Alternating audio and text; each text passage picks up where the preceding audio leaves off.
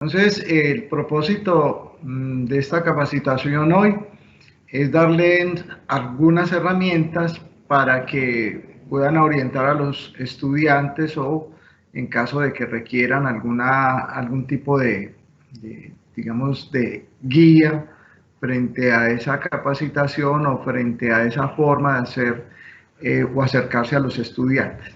Entonces, como saben ustedes, el Centro de Investigaciones pues intenta dentro de sus funciones hacer la tarea del apoyo, capacitación y el trabajo necesario para que efectivamente todas las funciones del centro y las funciones que los profesores cumplen dentro de las mismas se puedan llevar a cabo.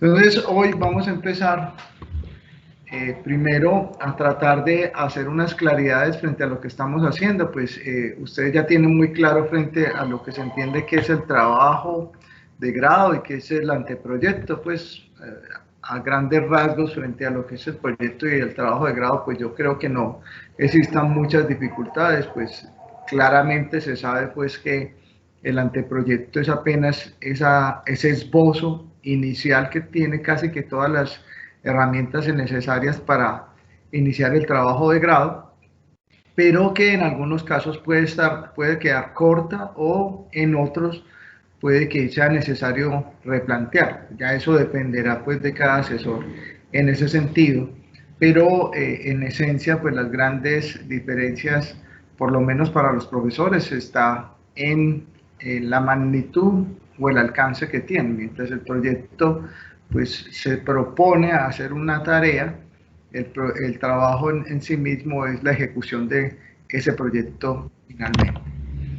Bueno, vamos directo a unos elementos que son importantes que tengamos claro. Uno,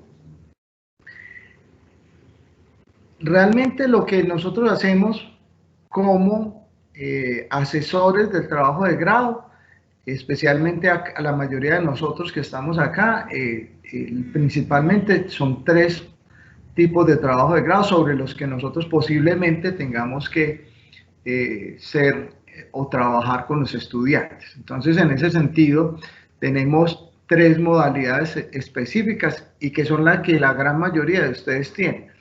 Todo lo que tiene que ver, digamos, con los productos que se generan al interior de los semilleros o lo que se genera al interior de los observatorios y demás, hoy no lo va a tratar a profundidad porque finalmente es un asunto que posiblemente se acerquen más ustedes al momento en que los estén evaluando que porque directamente estén trabajando con ellos.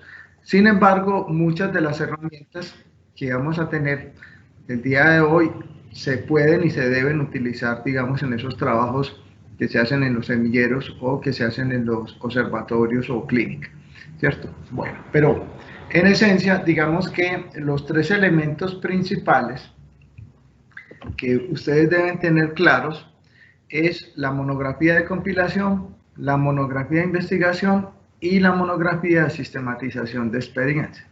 ¿Cierto? Siempre existen como ciertas dudas frente a esos tres elementos y esos tres elementos es muy bueno aclararlos porque finalmente son los que posiblemente nos puedan indicar cuál es el camino que se debe realizar con cada estudiante.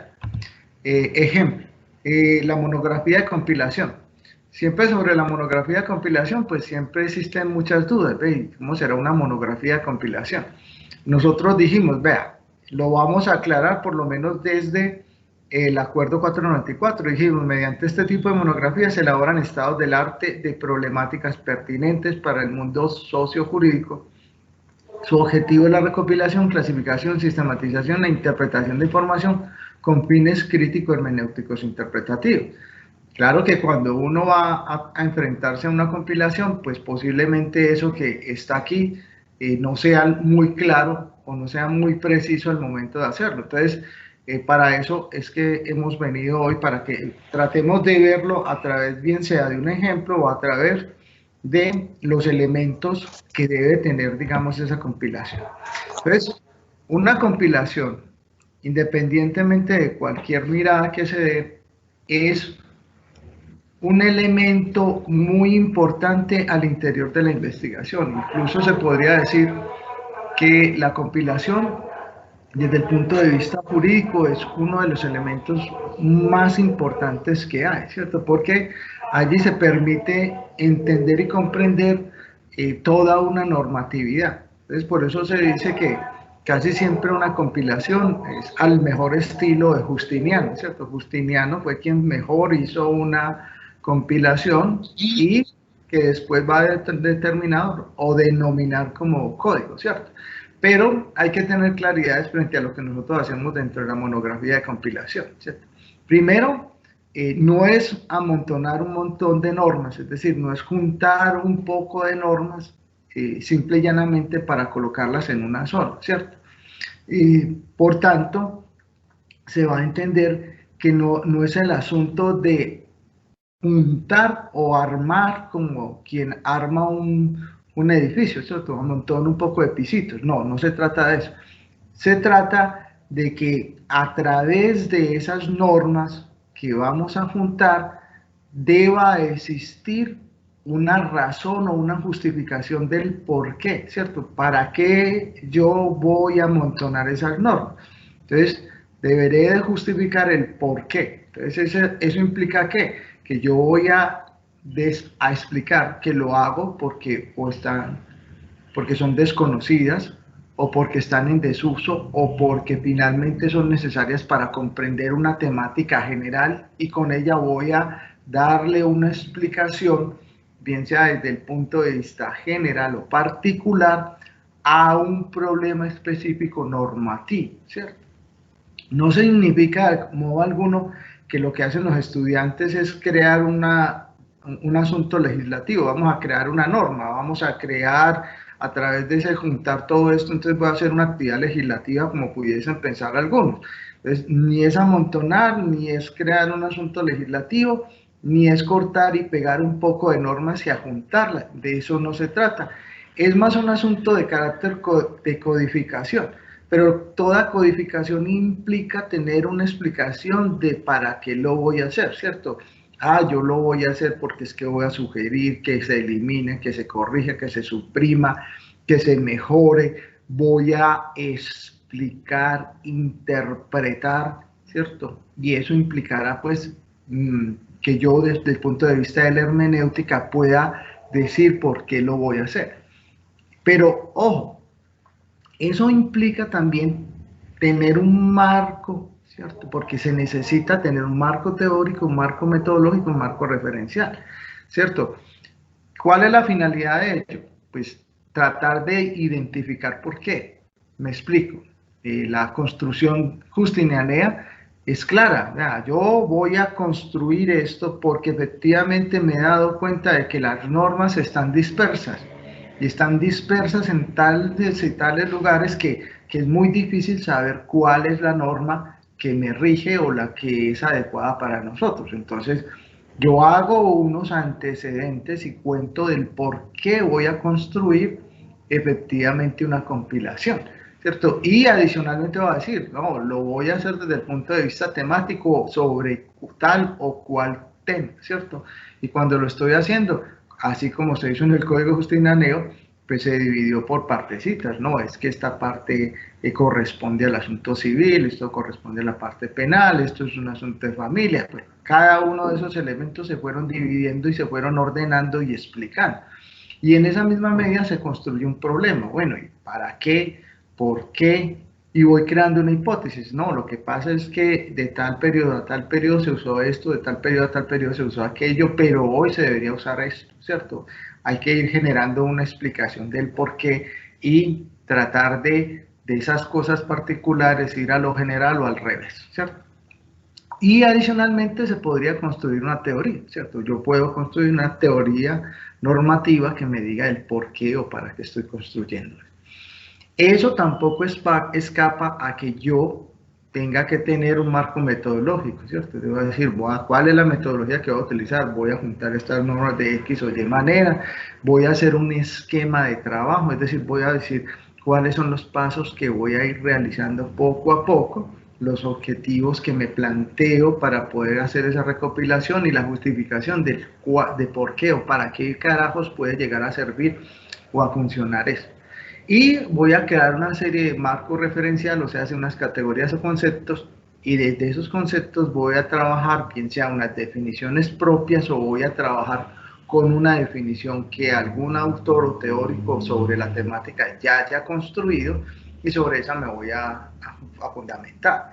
Y voy a tener que ser también muy preciso frente al sesgo, es decir, todos los seres humanos tenemos un sesgo que posiblemente conozcamos o no, o que desconozcamos, pero tenemos que ser lo más claros posibles para que los lectores siempre sepan cuál es nuestro razón de ser o nuestra explicación del mundo desde el punto de vista teórico o racional. Y cuáles son los posibles sujetos o objetos que voy a trabajar en ese asunto.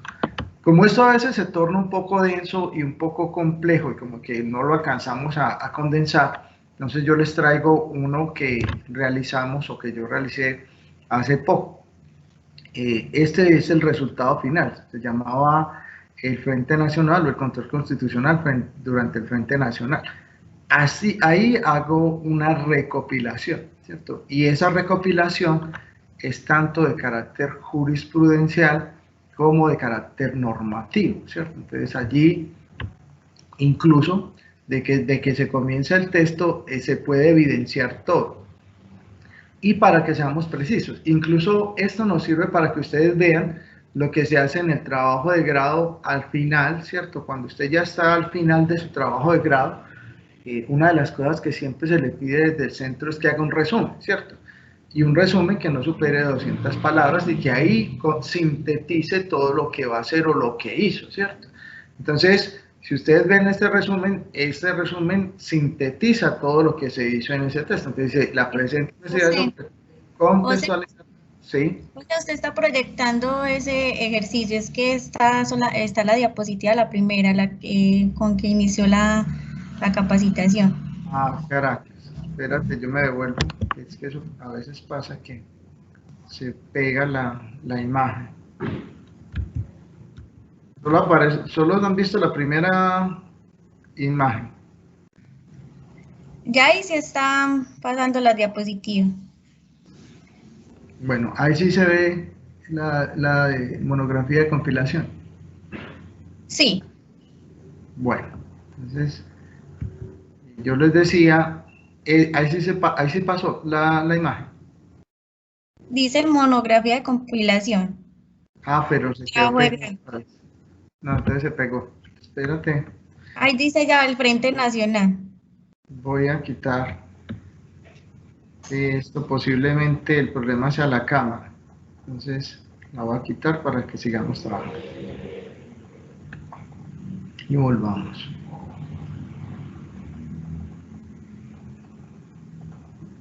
Ok. ¿Sí se está moviendo la presentación? O sea, dice el control constitucional durante el Frente Nacional.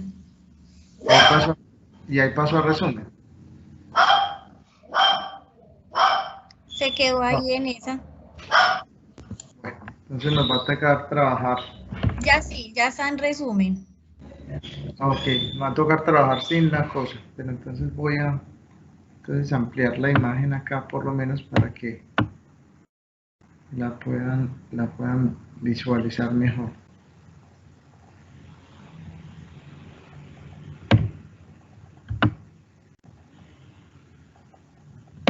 Bueno. Ok. Bueno, entonces les decía que uno de esos trabajos de compilación lo había realizado y que se puede, digamos, encontrar en este libro, que se llama El Frente Nacional o el Control Constitucional ante el Frente Nacional. Y les decía que en el mismo, al principio se hizo un resumen, que es lo que normalmente le pide el Centro de Investigación a todos los trabajos de grado al final, es decir, que hagan un resumen y que en ese resumen sinteticen todo lo que hay.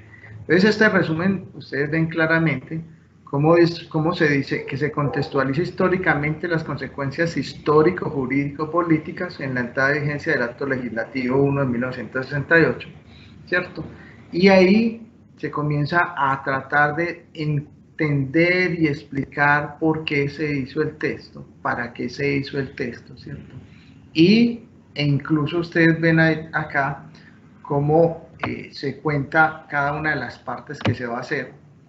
Entonces dice, primero se va a hacer una recolección o rastreo jurisprudencial de las sentencias de la Sala Constitucional de la Corte Suprema de Justicia, se va a hacer la descripción del contexto histórico, ¿cierto? Todos esos elementos nos muestran cómo se hace, digamos, el trabajo, y adicionalmente nos cuenta cuál va a ser la metodología, que es una metodología histórico-crítica, ¿cierto? Y para que lo entendamos aún mejor, pues fíjense ustedes cómo efectivamente se hace esta compilación. Entonces, al interior del texto, ustedes van a encontrar cómo se revisa todos y cada uno de las sentencias que se tuvieron durante el periodo desde 1958 hasta 1990, fecha en la cual la Sala Constitucional de la Corte Suprema de Justicia dejó de funcionar y comenzó a aparecer la Corte Constitucional Colombiana, ¿cierto? Y lo que se hace es un barrido jurisprudencial sobre todas las sentencias que emitió la Sala Constitucional de la Corte Suprema de Justicia, con la finalidad de descubrir cuáles fueron aquellas que hablaron de forma precisa sobre los derechos fundamentales, o en los momentos en que existió el estado de sitio, si se respetó o no se respetó los derechos fundamentales, ¿cierto? Y se hace de forma amplia, contextualizada, se trabajan, digamos, todos y cada uno de los cambios constitucionales que se realizaron, o lo que se entendieron como las reformas constitucionales.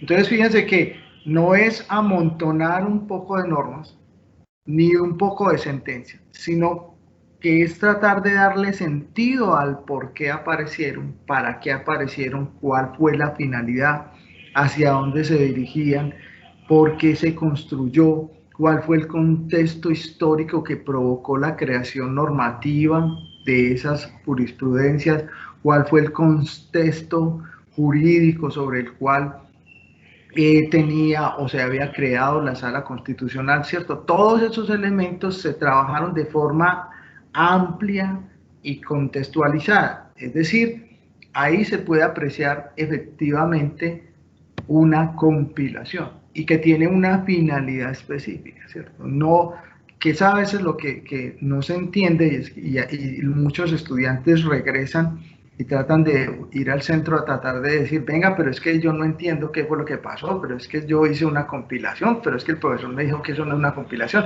Y efectivamente lo que termina ocurriendo es que el estudiante no está haciendo una compilación, sino que simple y llanamente está amontonando las normas. Y no se trata de amontonar las normas, sino que se trata de dar explicaciones hermenéuticas del por qué existen y para qué existen.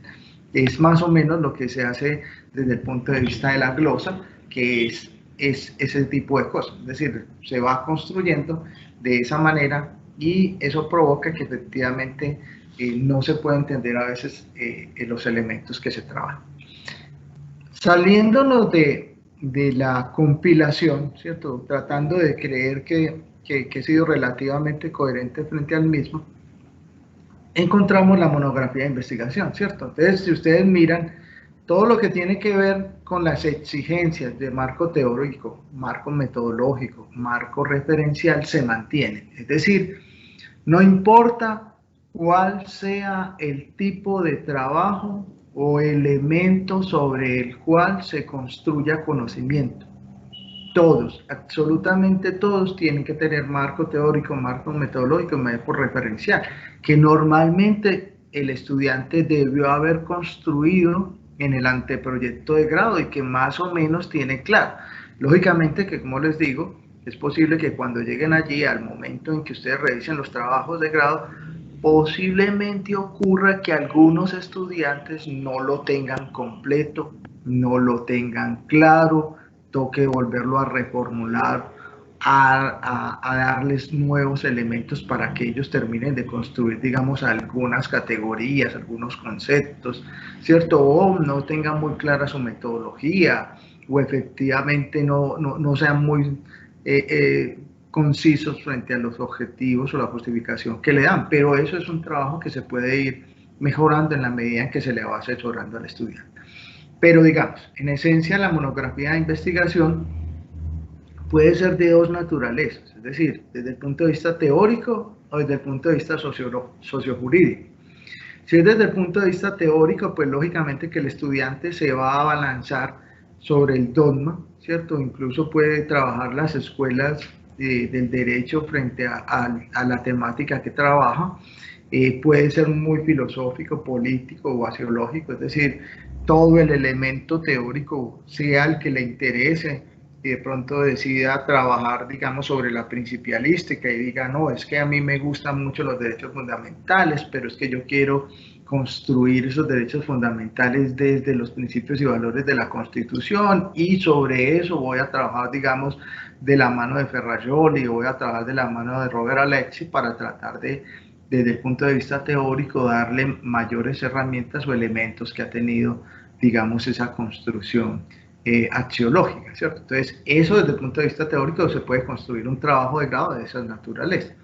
O desde el punto de vista sociológico, que implica comparar la norma con la realidad, es decir, tiene que haber una especie de simbiosis entre la norma y la sociedad, en el sentido de que yo tengo que ser capaz de evidenciar claramente cuál es la norma, cuál es su afectación, cuál es su implicación, cuál es posiblemente su legalidad, cuál es la necesidad de construir una norma, cuál es la necesidad de evidenciar eso en la realidad, ¿cierto? Ese tipo de cosas implica ser capaces de observar la realidad y evidenciar cuáles son los problemas que existen, bien sea porque los haya creado la norma o bien sea porque la falta de la norma hace que se presenten problemas en esa realidad, ¿cierto? Entonces, ese tipo de cosas son las que la gran mayoría de estudiantes hacen. La gran mayoría de los estudiantes se plantean, no, es que efectivamente los jueces no están haciendo nada,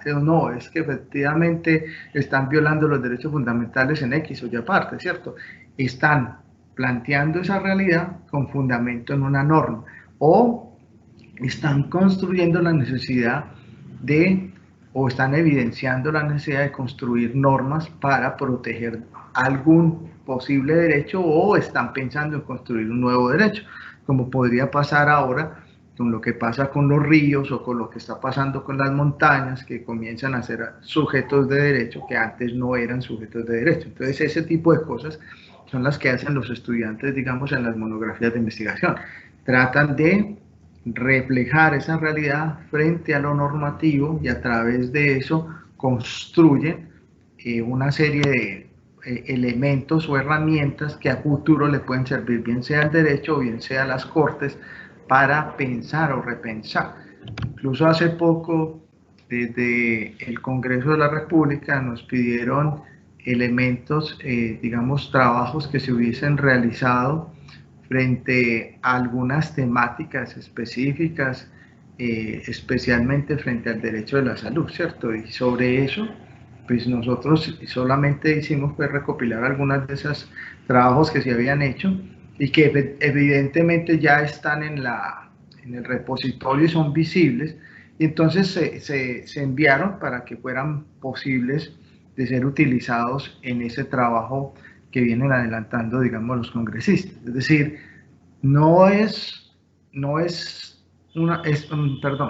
es necesario que nosotros apreciemos que eso que construimos como conocimiento y como universidad se está haciendo muy visible, y efectivamente todo el mundo quisiera saber qué hacemos y cómo lo hacemos, y eso implica también una enorme responsabilidad para nosotros frente a que esos trabajos de grado que salen pues tengan los mínimos, ¿cierto? Tengan la posibilidad de evidenciar que efectivamente los estudiantes vienen trabajando y que lo que se está haciendo es de calidad, ¿cierto? Que efectivamente eso que piensan los estudiantes es un asunto que piensan ellos y que efectivamente tiene unas bases teóricas, metodológicas muy buenas y que les permite construir de alguna manera conocimiento.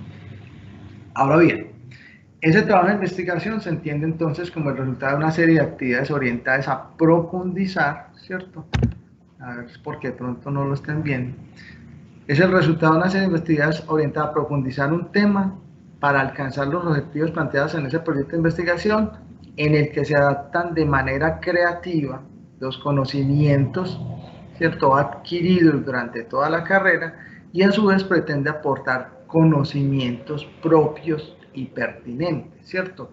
Porque más allá de tener conocimientos así de naturaleza maravillosa o novedosa, que es lo que a veces algunos entienden, no es tanto el asunto de la novedad, sino el asunto de la capacidad de pensar de forma hermenéutica del estudiante al momento de enfrentarse a cualquier situación normativa. Ese tipo de cosas son muy buenas que los estudiantes lo logren y que cuando terminen pues logren hacer eso. Un ejemplo, digamos, desde el punto de vista teórico, lo hace Luigi Ferrajoli, ¿cierto? Pero Luigi Ferrajoli, en Principia Iuris, hace exactamente un trabajo teórico. Ese trabajo teórico nos sirve a nosotros en este caso para que evidenciemos algunos elementos de los que debe tener, digamos, un trabajo de grado. Ya que Ferrajoli también lo hace y cuando construye su texto lo hace a manera de investigación. Entonces fíjese que él de entrada te dice cuál es la metodología que utiliza. Entonces dice, el libro contiene una teoría del derecho construida con el método axiomático. Es decir, a través de esa serie de principios y valores de forma deóntica, es decir, tratar de comprender qué significan y por qué o para qué, ¿cierto? Todos esos elementos y los va construyendo desde el punto de vista teórico, ¿cierto? Entonces, él trata de construir incluso desde lo que se entiende como asunto metateórico, ¿cierto? Cuando uno habla de la metateoría, está hablando más allá de la teoría y para ser más preciso, es tratar desde el punto de vista dialéctico, o sea, a través de una serie de interrogantes que van dirigidos a mí, a la naturaleza o a la sociedad, con la finalidad de comprender cómo se construyeron esos otros elementos que están desde el punto de vista valorativo o principialístico en la vida, ¿cierto? ¿Cómo es que yo entiendo que efectivamente un derecho a la salud es de tal naturaleza o un derecho a la libertad es de tal naturaleza? Y entonces trato de irme hacia atrás para tratar de identificar qué significa esa libertad, qué significa esa salud, qué significan esas cosas, y por eso se habla de metateórica, antes de haberse construido lo teórico para tratar de identificar si lo que se ha construido puede dar respuesta a la realidad actual o no, ¿cierto? Y eso no implica pues que efectivamente Ferrajoli haga un trabajo específicamente o completamente dirigido a la sociedad o esté dirigido a comprender la sociedad misma como sociedad, sino que su trabajo es más de carácter teórico, tratar de comprender el valor y tratar de darle sentido a esas cosas. Esos trabajos son de carácter teórico, ¿cierto? Y entonces implican que el estudiante pues trabaje desde lo filosófico, desde lo principialístico y pueda ser capaz de darle comprensión a todos esos elementos que tiene. Pero también nos sirve para que identifiquemos un elemento que a veces se hace difícil y es la introducción, ¿cierto? Cuando siempre se termina el trabajo de grado, lo primero que debe traer el trabajo de grado luego del resumen es la introducción. Y esa introducción claramente nos tiene que describir lo que traemos acá. Es decir, yo voy a contar allí de forma resumida y de forma relatada. Es decir, voy a relatar cómo carajos fue que hice yo la investigación y cuáles fueron las herramientas que yo utilicé para llegar a ese trabajo final que estoy construyendo, ¿cierto? Muy bien.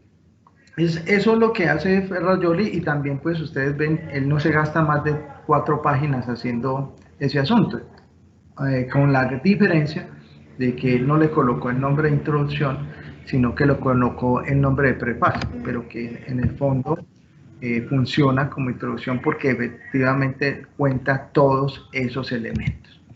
Entonces, si el estudiante está haciendo un trabajo de carácter teórico, pues lógicamente que el centro de su construcción es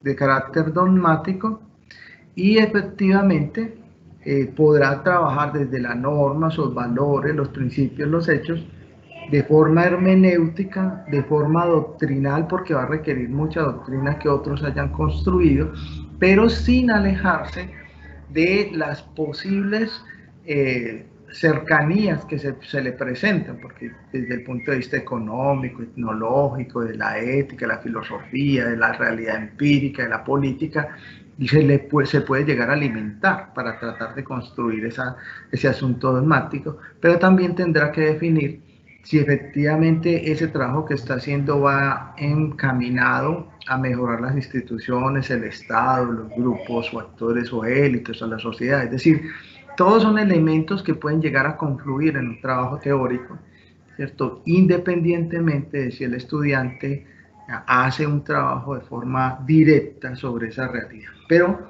es necesario por lo menos entender que efectivamente el estudiante puede estar ante una realidad que no necesariamente se puede explicar desde lo empírico, sino que se puede explicar desde lo teórico. Entonces, esa es digamos, una de las grandes diferencias que hay entre lo teórico o la investigación sociojurídica, que implicará que posiblemente pueda usar estas herramientas también, pero que está más inclinada a los hechos de la realidad, a lo que está pasando en la realidad, que a la teoría misma. Por eso las dos son muy cercanas, pero al tiempo se pueden diferenciar y pueden ser distintas dependiendo pues del enfoque que le dé el estudiante al momento en que comience a trabajar.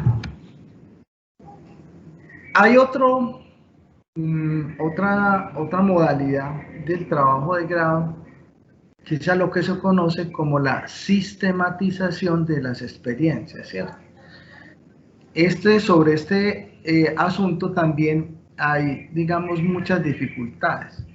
Y hay muchas dificultades porque a veces los estudiantes no alcanzan a entender qué es la sistematización de experiencias. Entonces comienzan a creer que se trata simple y llanamente de un relato de mi vida sin ningún otro elemento. Es decir, vea, es que lo que pasa, profesor, es que yo era una persona desplazada y vea, llevo años desplazada, y empiezan a contar todo lo que les pasó, el papá, la mamá y demás, pero no salen del marco de su experiencia personal, personalísima, o no salen del marco de la experiencia social, porque se pueden, dentro de esa misma posibilidad de sistematización de experiencias, puede que no esté hablando solamente de sí mismo, sino que también puede estar hablando de un grupo social específico. Entonces, vea, es que a los desplazados de X o Y parte nos ha ido muy mal en la vida, ¿cierto? Pero el estudiante a veces se queda allí metido y no es capaz de salir, no es capaz de darle herramientas teóricas, metodológicas y jurídicas que permitan hacer de ese trabajo algo que trascienda del mero relato, ¿cierto? Que el trabajo de la sistematización de experiencias no es un asunto de relatar lo que me pasó, sino que implica también tener un marco teórico, un marco metodológico, un marco referencial. Claro, porque es que usted no le pasan las cosas porque sí. Es decir, a un ciudadano, vamos a suponer que solo fuera yo como individuo he sufrido desplazamiento, me ha llevado el demonio, no he hecho sino sufrir, ¿cierto? Pero yo tengo que ser capaz, a partir de mi experiencia, de tratar de evidenciar el por qué pasa eso, ¿cierto? Entonces tengo que traer desde mi realidad lo que me pasó, pero tengo que ser capaz de traerlo a esa realidad social sobre la que estoy. ¿Y eso qué implica? Tratar de ver si hay otras personas que han hecho lo que yo o a otros le ha pasado lo que a mí, ¿cierto? Entonces tengo que comenzar a contrastar mi realidad con la realidad de otros. Y eso implica un antecedente, implica un estado del arte de lo que otros han hecho, de lo que a otros les ha pasado, ¿cierto? Y también implica tratar de entender cuál es mi temática, ¿cierto? Porque mi temática, es que lo mío fue el desplazamiento, pues ya sobre eso se ha trabajado. Entonces existe una temática que ya está construida, ¿cierto? ¿Qué voy a hacer? Voy a ir construyendo ese problema y voy a comenzar a crear hipótesis y teorías frente a lo mismo. Ahora, no es cierto que por el solo hecho de que yo cuente mi realidad no existe metodología. No, existen muchas metodologías y muchas teorías que explican lo que me pasa. Desde la construcción hermenéutica hasta la fenomenología y una gran cantidad de teorías que pueden traerse para tratar de explicar esa realidad que a mí me pasa, ¿cierto? ¿Qué fue lo que a mí me pasó? Me pasó esto, ¿cierto? Pero yo tengo que construir. Lo primero que tengo que construir es desde el punto de vista teórico. Y entonces tengo que crear categorías. Venga, es que yo he sufrido mucho y eso se debe por esto, a esto y a aquello. Entonces construyo la categoría, bien sea del dolor, construyo la categoría, bien sea del desplazamiento. Ya algo, eso ya es como ya está construido, lo que hago es antecedente, ¿cierto? Entonces yo tengo que aclarar con precisión cuáles son esas categorías. Le tengo que dar elementos axiológicos, valóricos y principialísticos que me permitan interpretar eso que yo traigo como relato, pero que voy a convertir en una experiencia sociojurídica que va a explicar parte del mundo, ¿cierto? Incluso sobre esa misma construcción de experiencias, más que teórica, la podría construir desde lo sociojurídico, entonces va a traer esos hechos de realidad y lo voy a contrastar con el derecho para tratar de buscar a través del derecho soluciones a esa problemática que puede ser mía o que puede ser de un grupo, ¿cierto? Pero yo tengo que hacer la misma tarea, no hay posibilidades de que yo me salga de que efectivamente por el hecho de que es mi relato, que es un asunto de mi estudio de caso o el estudio de caso de una agrupación, que haga que efectivamente lo principal solo sea el relato, no. Si bien es cierto, el relato va a estar allí de qué me pasó o de lo que le pasó al grupo, de ninguna manera se puede permitir que no tenga ni marco teórico, ni metodológico, ni referencial que pueda explicar eso que me pasa a mí. Para ser más preciso, lo que hizo la Corte Constitucional cuando comenzó a darle derechos a los desplazados fue una construcción o una sistematización de experiencias que le pasó frente a una serie de tutelas en las cuales se evidenciaban hechos que le ocurrían a esa población desplazada. Y comenzó a construir un marco teórico que se construyó desde lo internacional y lo nacional para permitir desde esa construcción axiológica una serie de derechos, ¿cierto? Pero no es simple y llanamente contar mi historia de vida, tiene que construirse todos esos elementos sobre los que acabo de hacer referencia. Bueno, entonces por eso la sistematización de experiencias es una reconstrucción ordenada de experiencias propias o ajenas con el propósito de llegar a las conclusiones que constituyan aportes teórico-fácticos para el mundo del derecho, que obligatoriamente tendrán que aplicar las metodologías etnográficas de observación, participante, metodología, grupos de discusión o teoría fundante. Ya dependerá de la experiencia o del tipo de situación sobre la cual quiera trabajar el estudiante que se pueda encaminar frente a alguna de esas estrategias de investigación. Es decir, ya dependerá de cómo lo ha construido el estudiante y cómo se puede llegar a ese lugar. Ahora bien, atendiendo justamente a ese elemento de la sistematización de experiencias, pues hay, digamos, tres elementos, ¿cierto? Uno de esos elementos es la etnografía, la historia oral y lo que uno conoce pues como la historia de casos, ¿cierto? Esas tres, que son las estrategias más cercanas como para tratar de entender eso, siempre te van a dar elementos que obligatoriamente tendrán que estar, digamos, en ese trabajo de grado. Ejemplo, si yo estoy sobre la etnografía, tanto la etnografía, la historia oral, como el estudio de caso implica inmersión. En las ciencias sociales, inmersión, ¿qué es?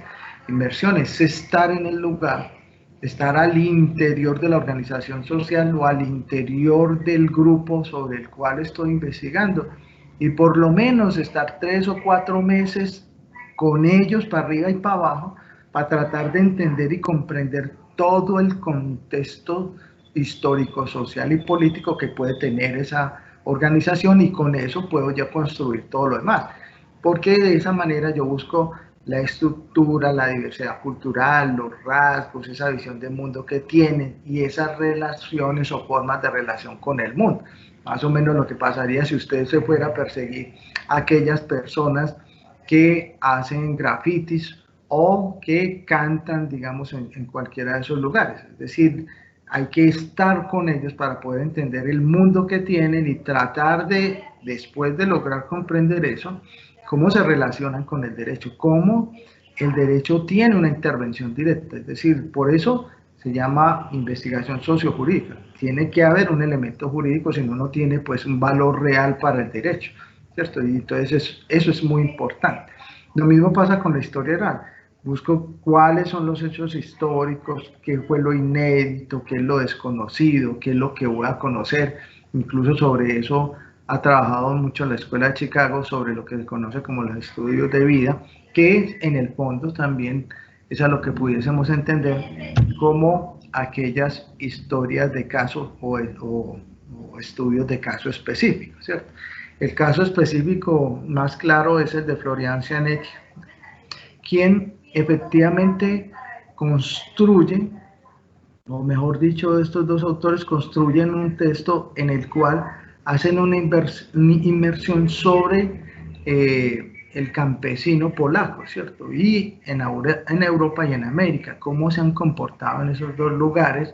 Y claro, hacen un estudio sobre esa familia, sobre la vida, estudio económica, sobre los asuntos personales, interpersonales, sobre los asuntos familiares y sociales, sobre cómo se hicieron esas organizaciones, esos sistemas sociales, cómo se generaron, cómo se genera el liderazgo, la educación, la comunidad, la prensa, las cooperativas, todos esos elementos para que me permitan desde ese punto de vista tratar de comprender o que le pueden servir de eso, digamos, al derecho, que le pudiese servir. Entonces, por lo menos caso, estudio de caso o historia de vida en sí mismo, sirve más para la sociología o para la comprensión desde otras ciencias que para el asunto del derecho, o por lo menos su intención nunca fue trabajar el derecho como el elemento, como la herramienta principal, ¿cierto? Entonces, por eso, digamos que no es el elemento primordial para entender el derecho, pero sí nos sirve como ejemplo para tratar de comprender cómo se hace, y de allí poder extraer posibles herramientas para la construcción desde el punto de vista del derecho, ¿cierto? Entonces, eso es bueno que lo vayan teniendo claro. Hay otro elemento que se construye en este tipo de cosas, y es a lo que se llama el grupo de discusión, ¿cierto? Y el grupo de discusión, más allá de ser una forma de trabajar los estudios de caso, es una forma de construir conocimiento que se hace a través de grupos. Es decir, yo me siento a discutir con el grupo sobre eso. Entonces, como pueden observar, en la medida en que yo voy profundizando, esto es un poco más complejo. Por eso a veces cuando los estudiantes se meten, digamos, en los estudios de caso, creen que el asunto es muy sencillo, y no, es mucho más complejo, y es mucho más complejo porque se le están exigiendo muchas más cosas. Incluso quienes mejores hacen estas tareas son los sociólogos o aquellos antropólogos o incluso algunos psicólogos, o a veces sobre esa temática los politólogos, que efectivamente pueden tener más cercanías a eso que lo que hace el derecho o lo que ha trabajado el derecho. Entonces, por eso hay teorías como la Gestalt que hacen que efectivamente frente a esos trabajos de discusión se tenga que tener claro asuntos como la percepción, la memoria, el pensamiento, la inteligencia. Es decir, Hay que pensar en cada uno de los sujetos que están en esos grupos de discusión, cuáles son sus posibles sesgos, cuál es su entendimiento de la realidad, cuáles son los posibles leyes o principios que se pueden haber construido al interior del grupo o que se vengan a construir en la medida en que se hacen las discusiones. Entonces pueden haber asuntos de semejanza, de proximidades, de simetría, de continuidad, ¿cierto? Todos esos son elementos que se tendrían que tener, digamos, que ver en esas dinámicas grupales que posiblemente puede llegar el estudiante a trabajar. Por eso hay objetivos e instrumentos. Entonces, objetivos, entre otras cosas, es que todos y cada uno traten de comprender una temática, traten de dar explicación a esa temática, traten de comprender cuáles son esas fuerzas que se pueden mover al interior del grupo, cuáles son los conceptos que pueden generarse, las posibles construcciones de liderazgo o de ese entorno social, ¿cierto? Todos esos son elementos que muy difícilmente nuestros estudiantes hacen, ¿cierto? Sí se da y sí se ha dado porque casualmente hay muchos estudiantes que tienen la universidad que aparte de estar estudiando Derecho, ya tienen una segunda carrera, ya son sociólogos, politólogos o esas cosas. Entonces, por eso a veces es bueno tener esas claridades frente a esas posibles propuestas que nos traen, ¿cierto? Porque esos estudiantes a veces son muy avesados y terminan por hacerles propuestas a uno frente a cosas que a veces lo rebasan a uno, pero que si uno logra comprenderlas, pues va a entender que posiblemente el trabajo de grado que construyan sea muy bueno y nos permita, pues, efectivamente cumplir los objetivos que hacemos. Ahora bien, hay un elemento que es importante frente a los ensayos. Nosotros, como universidad y desde el punto de vista del CICJ y desde el punto de vista de los trabajos de grados, no hacemos ensayos. Y no hacemos ensayos porque el ensayo en sí mismo es una figura literaria, ¿cierto? Que se habrá construido desde Montaigne y habrá mejorado Francis Bacon y otros que a medida que ha pasado el tiempo han ido construyendo de mejor manera. Pero lo claro es que los ensayos son muy personales, ¿cierto? Por eso incluso se habla de ensayistas más que de ensayos, ¿cierto? Porque lo que hacen es dirigirse a dos elementos principales, a las vivencias, ¿cierto? A la vivencia misma o a la abstracción de la vida, ¿cierto?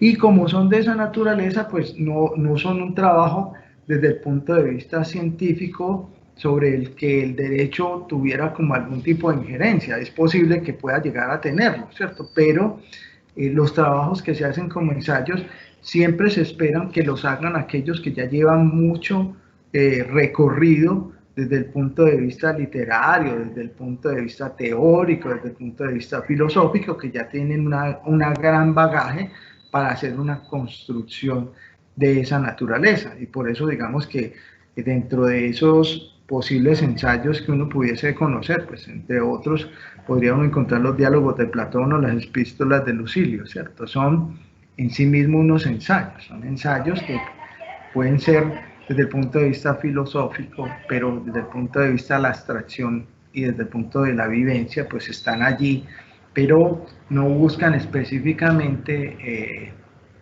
contrastar la realidad para tratar de ella sacar posibles respuestas de forma precisa, es decir, esos asuntos que allí se discuten no se pudiesen llevar a lo empírico para tratar de demostrar. Entonces esa es la gran diferencia y hace como muy complejo que efectivamente un estudiante de nosotros se ponga a hacer un ensayo como trabajo de grado, ¿cierto?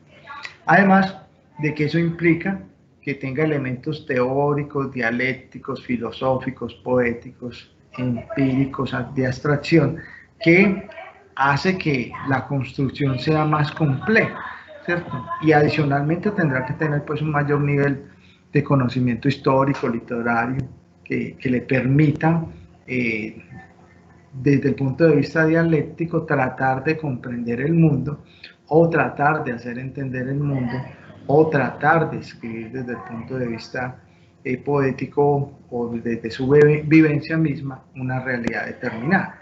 Y por eso efectivamente pues el Centro de Investigaciones no hace ensayos, no es el ensayo la exigencia, no se le está pidiendo al estudiante que cuando termine el trabajo de grado que haga un ensayo, sino que se haga un trabajo de grado, que haga efectivamente un trabajo de investigación, que es en el fondo lo que se le pide.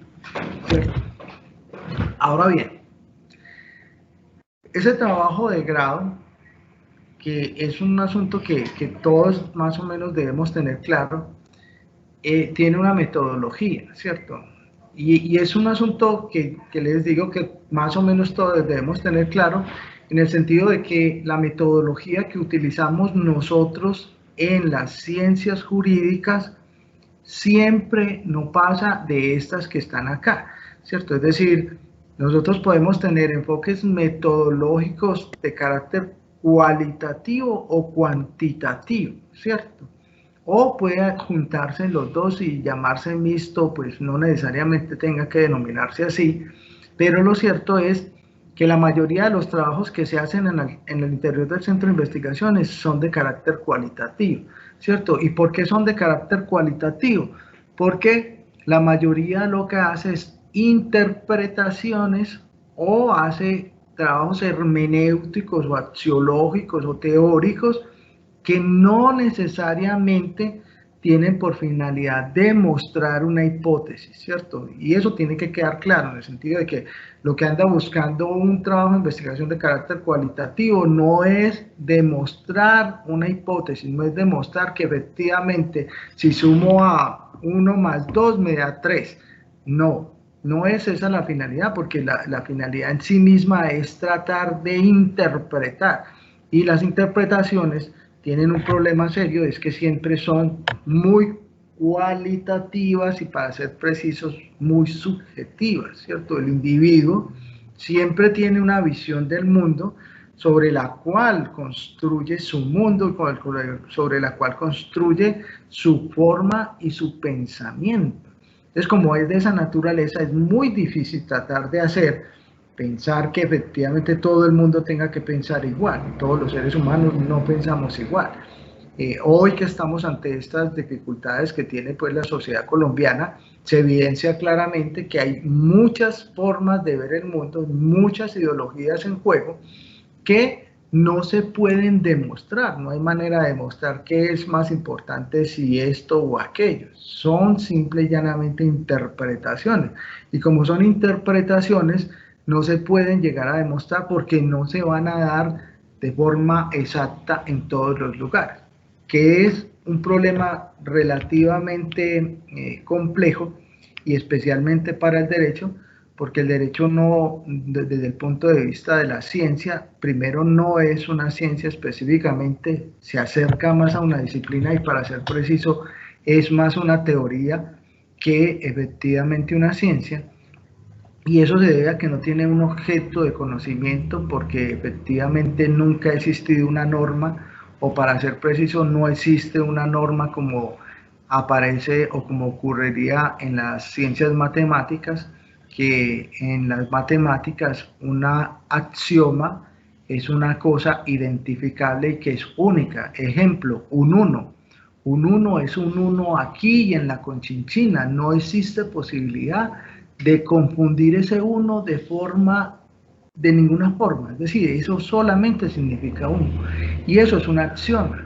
Y lo que hace que una ciencia exista es que tenga axiomas identificables unívocos y que sean exactamente iguales en todas partes. Un axioma que pudiese llegarse a imaginar en el derecho sería la justicia, pero la justicia realmente no es la misma en ninguna parte del mundo. Entonces, como no es exactamente igual y no significa lo mismo para todo el mundo, entonces efectivamente no tenemos un objeto de investigación, un objeto científico único y unívoco que signifique exactamente lo mismo en cualquier lugar del mundo. Entonces, por esa razón, nuestros trabajos de investigación son de carácter cualitativo, la mayoría, y la mayoría no intenta demostrar la hipótesis porque es muy difícil probar, ¿cierto? es posible que se hable de lo cuantitativo, ¿cierto? Y cuando estamos hablando de lo cuantitativo se exige la prueba, ¿cierto? ¿Y cuándo ocurre ese tipo de cosas? Cuando nos basamos en asuntos empíricos de la realidad. Me explico mejor. Caso preciso. Digamos que usted dentro de su hipótesis dice que efectivamente los jueces colombianos no protegen los derechos fundamentales porque en las tutelas que fallan no se protegen esos derechos fundamentales. Entonces, usted dice, para poder probar lo que yo acabo de decir, lo voy a hacer desde el punto de vista cuantitativo y voy a revisar todas las sentencias de este país y voy a determinar desde el punto de vista porcentual si es cierto, si es cierta mi hipótesis. Entonces yo cojo de los 20 o 50 millones de sentencias, las reviso todas y defino si efectivamente esas sentencias protegieron o no los derechos fundamentales. Y una vez las reviso, si efectivamente hay un 90%, un 100% sobre aquello que yo supuse que era verdad, pues entonces yo probé mi hipótesis. Pero también puede ocurrir que después de que haga la tarea, resulta de que no, ni el 10% de esas sentencias les pasó eso, entonces mi hipótesis no se probó, ¿cierto? Entonces, desde el punto de vista cuantitativo se puede trabajar, pero no necesariamente eso va a implicar grandes realidades o grandes respuestas, porque posiblemente las respuestas que se den no sean tan precisas, que es más o menos lo que pasa, digamos, en los estudios electorales, que efectivamente a través de estudios de opinión se trata de determinar si efectivamente X o Y candidato es bueno o si X o Y cosa es buena, ¿cierto? Y eso, como es desde el punto de vista de la opinión puede cambiar hoy y mañana y todos los días. Y puede ser la misma persona a la que le pregunte y al día siguiente piense una cosa completamente distinta a la que respondió el día anterior. Entonces, son asuntos que nos llevan efectivamente a no tener esa posibilidad clara y precisa de efectivamente lograr demostrar lo que estamos tratando de demostrar, ¿cierto? Sin embargo, pues sí tenemos unas herramientas, unos principios, unos valores que en la generalidad, ¿cierto? Cuando hablamos de generalidad no significa de que sea la universalidad, ¿cierto? En la generalidad se usan, se entienden como válidos y se entienden como respuestas verdaderas, pero desde el punto de vista de generalizaciones. No estamos hablando desde el punto de vista de universalizaciones porque no es posible hablar de asuntos universales en el derecho. Entonces, eso hay que tenerlo claro para que cuando hacemos nuestros trabajos con los estudiantes, pues también hay que tener claridades frente a eso, frente a que nuestros estudiantes lo que hacen son, la mayoría de ellos, trabajos cualitativos que posiblemente van a intentar demostrar alguna hipótesis, pero no necesariamente la tienen que demostrar. Y la finalidad primordial del trabajo cualitativo no es demostrar hipótesis. Ahora bien, ese estudiante puede utilizar estrategias de investigación para hacer su trabajo de grado y esas estrategias de investigación son las que ustedes ven allí abajo, que son la observación participante, el estudio de caso, la historia oral, la investigación documental, y que específicamente la gran mayoría se enmarca en lo que se conoce como la investigación documental. Es decir, la gran mayoría de los estudiantes se enfrascan aquí, en esa investigación documental desde el punto dogmático jurisprudencial. Entonces tratan de traer casos, de traer normas, de traer jurisprudencia sobre la cual montan su caso, sobre la cual montan su teoría, sobre la cual construyen. Los otros pueden hablar de metodología, teoría fundada, grupos de discusión, ¿cierto? Los otros dos que tienen que ver específicamente con aquellos estudios de caso. Pero la mayoría están realmente sobre el elemento de investigación documental y sobre esas que construyen la mayor parte de su trabajo. Entonces, eso es bueno tenerlo también claro porque a veces los estudiantes llegan y se inventan una metodología un poco extraña y dicen, venga, es que yo lo que voy a hacer es no sé qué, venga, no, pero es que realmente en estos asuntos solo hay un enfoque que realmente se utiliza o utilizamos, que es el enfoque cuantitativo o cualitativo, o podemos juntar cualitativo y cuantitativo, y la mayoría va a trabajar sobre estrategias de investigación de carácter documental, ¿cierto? Ahora bien, hay que tener claro que dentro de esos enfoques que utilizamos desde el punto de vista cualitativo y cuantitativo, siempre se entiende que es un asunto desde el punto de vista de la perspectiva teórico-metodológica que va a estudiar o que va a utilizar el estudiante para poder tratar de entenderlo. Y esas estrategias de las que estaba hablando se entienden como esos procedimientos para tratar de probar o para tratar de combinar o confrontar esa realidad, ¿cierto? Y que le sirven como pautas o modelos o patrones teórico-metodológicos para enfrentar esa realidad correlacionada con el asunto jurídico, ¿cierto?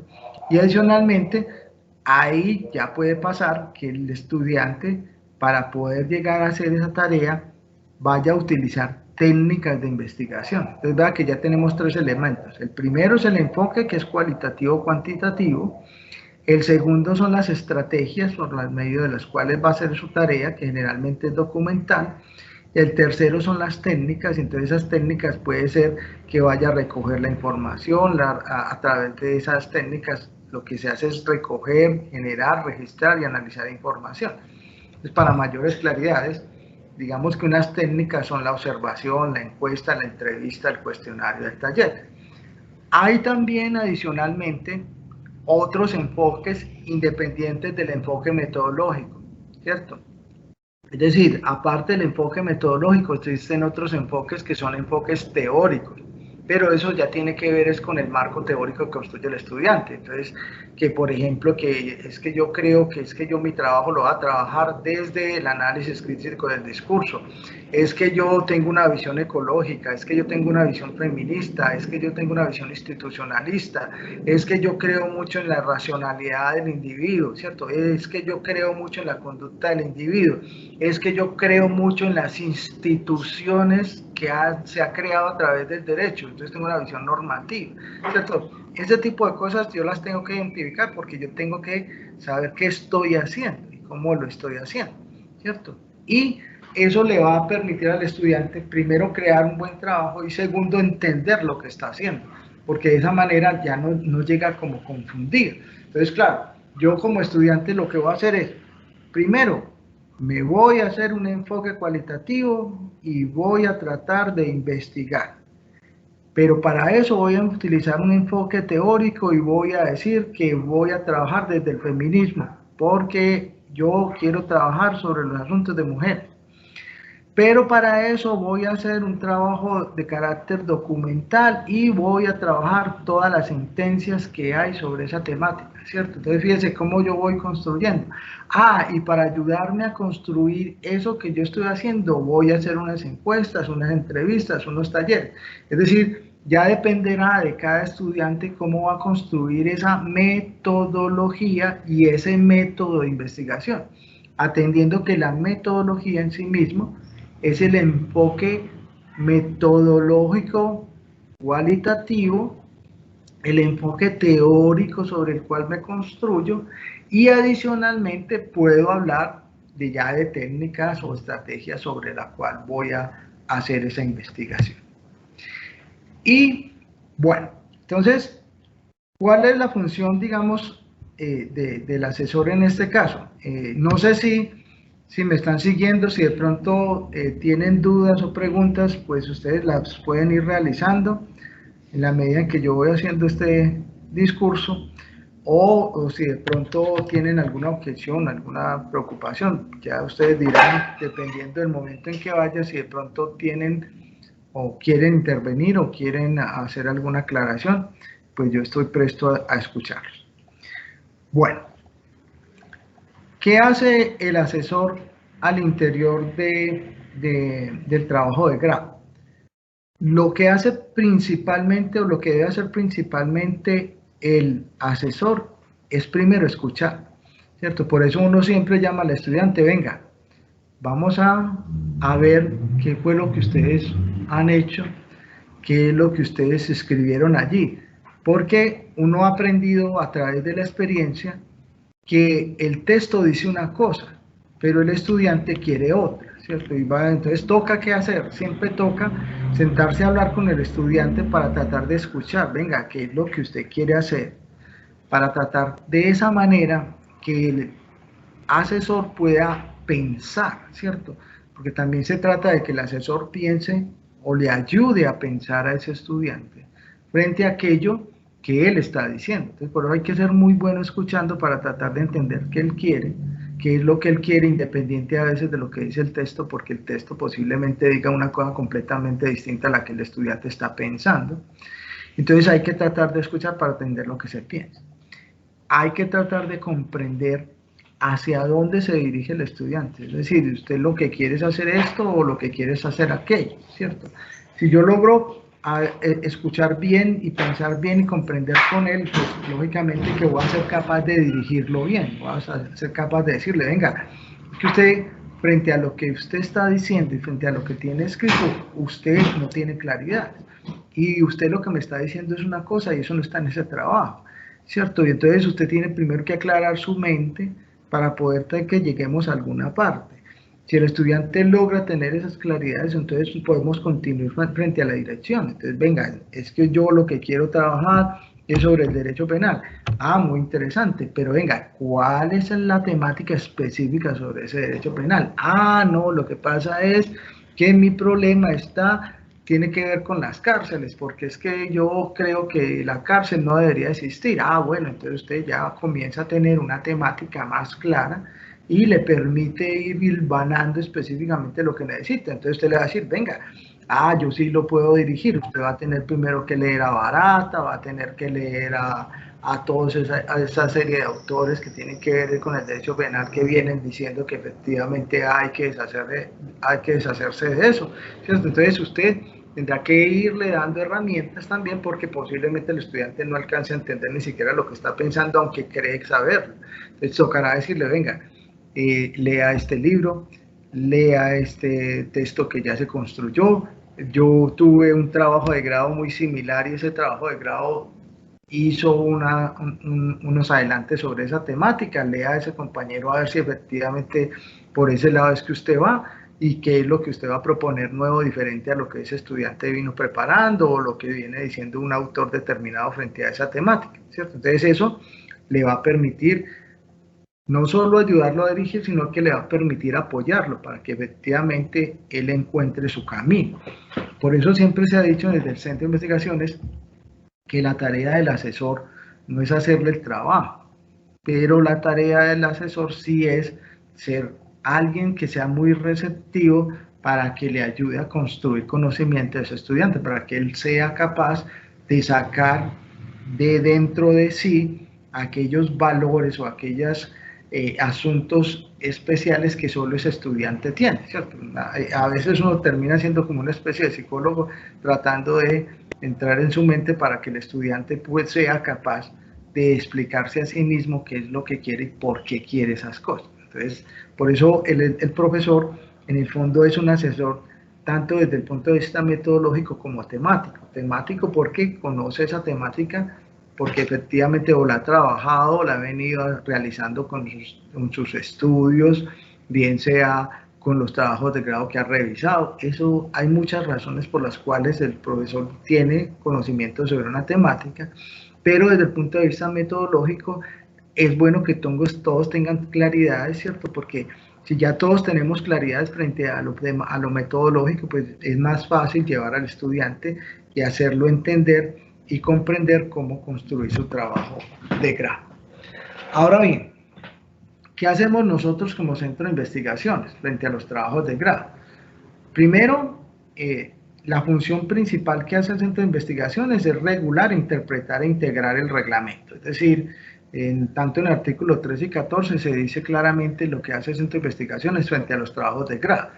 Regulamos en el sentido de que definimos, digamos, los formatos, las maneras, las indicaciones, los elementos que sean necesarios, interpretamos esa normatividad y la integramos para que de esa manera, pues, todos hablemos más o menos un mismo idioma y tratemos de llevar a todos los estudiantes por el mismo camino, que efectivamente todos logren hacer un trabajo bueno, de calidad, que efectivamente sea respetable.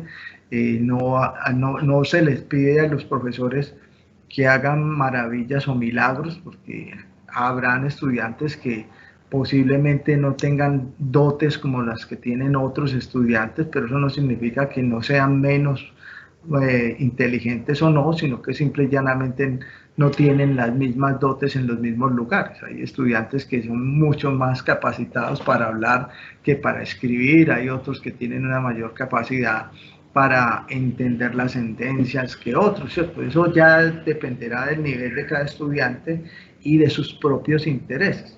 Entonces, eso es un asunto que cada estudiante irá tratando de resolver y que en el fondo el Centro de Investigación no intenta que todos sean, pues, digamos, desde el punto de vista uniformado, universal, que todos sean, pues, unos hombres superdotados, sino que lo que buscamos es que desde el punto de vista de la construcción de conocimiento seamos regulares, es decir, podamos hablar más o menos todos un mismo idioma y que tengamos unos parámetros, por lo menos que todos lo podamos hablar en ese mismo idioma para como entendernos a nosotros mismos. Igualmente, el Centro de Investigaciones, dentro de sus tareas está la de acompañar, ¿cierto? Es decir, el Centro de Investigaciones no los va a dejar solos o no los deja solos, su función es acompañar, estar con ustedes y tratar de ver cuáles son sus dificultades, tratar de fortalecer ese conocimiento que ustedes tienen. Muchos de ustedes saben más de estas temáticas que estamos trabajando hoy que cualquiera de nosotros que está aquí, ¿cierto? Eso es un asunto que posiblemente sea cierto, pero también es cierto que posiblemente hay profesores que necesitan un poco más de fortalecer esos conocimientos que tienen o a reafirmarlos, porque ya los tienen, simple y llanamente los quieren reafirmar, o para tratar simple y llanamente de hablar el mismo idioma que el Centro de Investigación. Entonces, el Centro de Investigación, dentro de esas tareas, está de fortalecer, diseñar. La finalidad es diseñar cómo se construyen los formatos, cómo se construyen las evaluaciones, cómo se hacen las evaluaciones, cómo se hacen todas esas tareas para que efectivamente vamos dirigiendo de forma adecuada este asunto. También está la de dirigir, es decir, la de tratar de dar pautas, herramientas para que todos hablemos el mismo idioma, apoyar, es decir, nosotros siempre estamos prestos a apoyar a los profesores, a los estudiantes en cualquiera de sus dificultades que se puedan llegar a presentar, les falta esto, les falta aquello, no entienden esto, el Centro de Investigaciones por ratos puede ser un poco complejo o a veces puede ser muy ambiguo y no es capaz de transmitir con claridad algunas cosas, y entonces sea de pronto necesario que se vuelvan a repetir, se vuelvan a describir, se vuelva a intentar hacer comprender, pero siempre vamos a estar pues en esa tarea de hacerlo. Y otra de sus funciones es evaluar, ¿cierto? Toda esa evaluación siempre hacemos un informe anual frente a lo que se hace en el Centro de Investigaciones desde el punto de vista de los trabajos de grado. Sabemos cuántos trabajos de grado se presentaron, sabemos cuáles son los trabajos de grado que se efectivamente lograron pasar, cuáles se rechazaron, por qué. Nosotros hacemos estudios frente al por qué se rechazan, frente al por qué efectivamente los otros estudiantes lograron de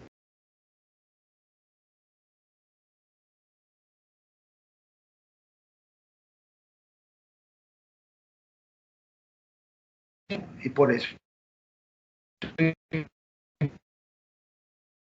incluso dentro de esa evaluación por las cambió el reglamento que hoy tenemos, que es el 494C, es decir, se vino, se trabajó, se evaluó y se logró construir un trabajo un reglamento de trabajo de grado que fueran más acordes con las condiciones actuales que tenemos, por lo menos dentro de la universidad, y atendiendo los cambios que se vienen dando desde el PEI y desde otros elementos que ha venido trabajando la universidad en razón a la acreditación o en razón simple y llanamente al trabajo de mejoramiento y de autoevaluación al interior de la universidad. Bueno, ese trabajo de grado tiene unas etapas, ¿cierto? Esas etapas que ustedes ya conocen. Primero la inscripción del proyecto, luego la ejecución, luego la entrega, luego la evaluación y finalmente la socialización, y con eso se da el cierre, ¿cierto? En cada una de esas etapas se le pide al asesor, al jurado o al estudiante algunas cosas, ¿cierto? En la inscripción siempre se le va a pedir al estudiante que presente su anteproyecto y se le va a revisar con el Turnitin previo a iniciar el trabajo. ¿Cuál es la finalidad de esas revisiones del Turnitin? Tanto desde la inscripción del anteproyecto como desde el momento en que se entrega el trabajo de grado ya después de haberse ejecutado, y que efectivamente el profesor da el aval de que ese trabajo ya se puede entregar. Entonces, revisar que efectivamente el índice de similitud que tiene ese trabajo no vaya a superar ese 30%. Esos con fines de darle un marco de calidad para que efectivamente se pueda determinar que el estudiante no vaya de alguna manera a haberse saltado alguna de las etapas o haberse saltado de alguna manera ese trabajo que se hace, ¿cierto? Entonces, el Turnitin tiene la finalidad de mejorar. Recuerden, como lo decía Mónica en estos días, la finalidad es pedagógica constructivista, es decir, ¿qué hacemos nosotros? Le decimos al estudiante, eso que usted tiene allí tiene un índice superior al 30%, todavía se puede mejorar. Incluso cuando le mandamos el que está por debajo del 30%, le mandamos indicaciones sobre qué se puede mejorar, porque todos los trabajos no están exentos de mejorar, todos pueden mejorar y pueden lograr unas mejores condiciones, y por eso se le envía al estudiante el informe sobre los puntos en los cuales hay dificultades y sobre las cuales se tiene que mejorar. Bueno, en todas las etapas, absolutamente en todas las etapas, nuestra finalidad o la finalidad del 494C es que seamos constructivistas, que seamos unos pedagogos, que efectivamente busquemos que el estudiante logre realizar sus trabajos de grados. No se trata de que es a cualquier precio, no. Se trata de que el estudiante termine su trabajo de grado de forma adecuada y que efectivamente en cada etapa le ayudemos a construir y le ayudemos a dirigir, a ordenar y encaminar su trabajo para que siempre se mejore. Cada etapa es de mejoramiento. No se trata de acabar con el estudiante ni de acabarnos a nosotros mismos en una evaluación en la que le decimos no sirve para nada, porque ese estudiante tarde o temprano va a regresar a nosotros y vamos a tener que volverlo a evaluar, y si no le ayudamos a construir hoy, difícilmente vamos a lograr que ese estudiante aprenda. Y recuerden que la finalidad de nosotros es que el estudiante aprenda y comprenda a hacer este trabajo y aprenda y comprenda el mundo, ¿cierto? Y más allá del castigo, más allá de efectivamente si está bien o no. Y por eso incluso la evaluación que ustedes ven está dirigida a que efectivamente si existen dificultades en el trabajo, el jurado, cuando llega a jurados, el jurado, su principal tarea es construir, es decirle, venga, a esto le falta esto, a eso le falta aquello, a esto tal cosa, ¿cierto? ¿Cómo mejoro siempre el trabajo de grado? ¿Cómo voy a mejorarlo?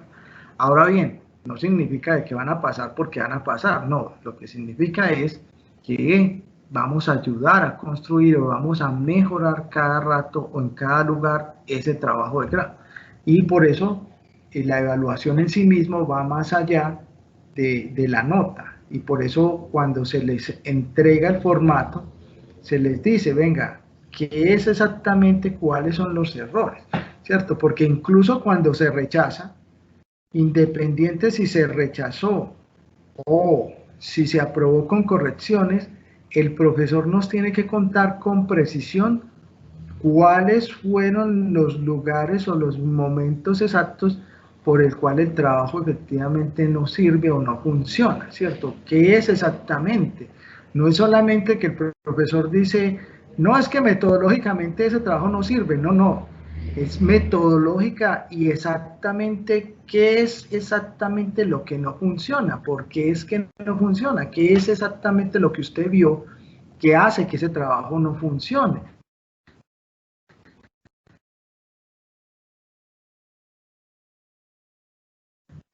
Porque en ese caso no, es que ese no es Ferrajoli, él no se llama Ferrajoli, él no va a escribir como Ferrajoli, él no tiene esa capacidad que tiene Ferrajoli, él no tiene 78 años de trabajo constante en el derecho para venir a decidir que efectivamente el derecho va por este camino. Su experiencia no es de esa naturaleza, él todavía tiene, él apenas está trabajando y viene en pañales a tratar de construir.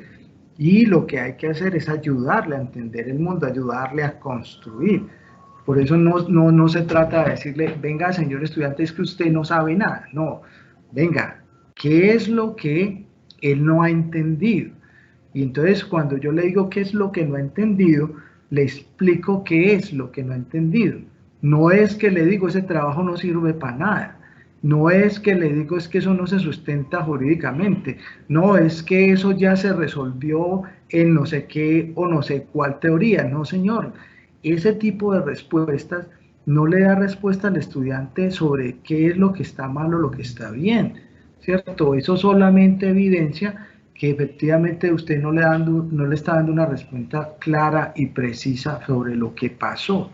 Y es lo que le pedimos en el centro y lo que pide el estudiante, es que usted sea lo suficientemente claro para que él pueda entender dónde pudo haber cometido una falla o dónde efectivamente necesita mejorar, ¿cierto? Y por eso, efectivamente, hoy no estamos hablando de sustentación, sino de socialización, porque se supone que el estudiante que llega a socialización no va a que lo evalúen, va a simple y llanamente a mostrar el trabajo que efectivamente logró realizar en mancomunidad con todos y cada uno de nosotros. Es decir, ya él en esa condición va simple y llanamente a evidenciar ese resultado final que se logró en esa construcción conjunta en la cual todos intervenimos, ¿cierto? Entonces, eso es lo que se anda buscando, por lo menos desde el Centro de Investigaciones, que efectivamente se evidencia. Ahora bien, frente al Turnitin, yo quería hacer un símil como para que ustedes entiendan, porque a veces es muy complejo con los estudiantes y no es porque no se pueda entender, es porque usted no quiere entender, y cuando uno no quiere entender es muy difícil, y lo voy a tratar de explicar de otra manera, ¿cierto? Ustedes ven aquí, ay, no sé si están viendo la imagen del grito. No, las diapositivas de asesor pedagogo constructivista. Ahí sí. Ahí sí. Qué pena, o sea, es que me comí lo que todo lo demás y no lo alcanzaron a ver. Ahí no. Bueno, entonces vamos a volver aquí a la imagen. Es que por rato me voy quedando en el aire en el discurso y voy olvidando lo que estoy haciendo. Entonces les traigo la imagen del grito de Edvard Munch. Y como pueden ustedes ver allí, pues la imagen yo la fui a traer y la pegué ahí, ¿cierto? Y respeté sus derechos de autor colocando efectivamente de dónde salió y dónde está colgada la obra, ¿cierto? Hasta ahí digamos que estamos bien. Eso es lo que hace la mayoría de los estudiantes cuando traen un...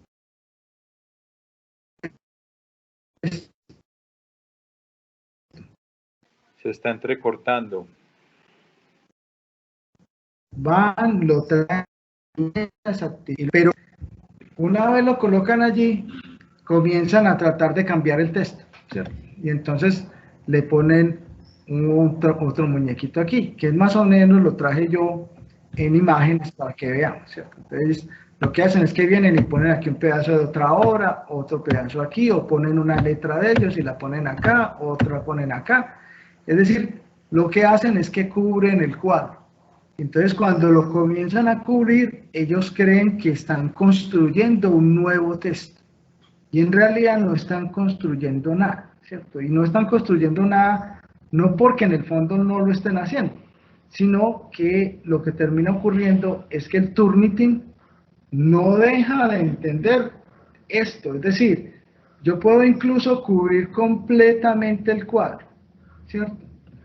Pero si yo lo cojo aquí en el centro y lo corro, ahí abajo, ahí detrás está el cuadro, ¿cierto? Entonces, ¿a qué me refiero? El Turnitin lo que hace es que lo primero que hace es que usted, cuando usted pega esto aquí, él lee a través del algoritmo que usted pegó una cosa. A él no le importa qué pegó, aunque él sabe exactamente qué pegó y de dónde lo trajo. Pero usted quiere engañar al Turnitin y empieza a pegarle cosas encima. Y adicionalmente hasta que llega y finalmente hasta lo cubre, ¿cierto? Pero se le olvida que el algoritmo sigue leyendo lo que está atrás de ese cuadro que usted tiene arriba. Es decir, el cuadro que está atrás siempre va a estar allí.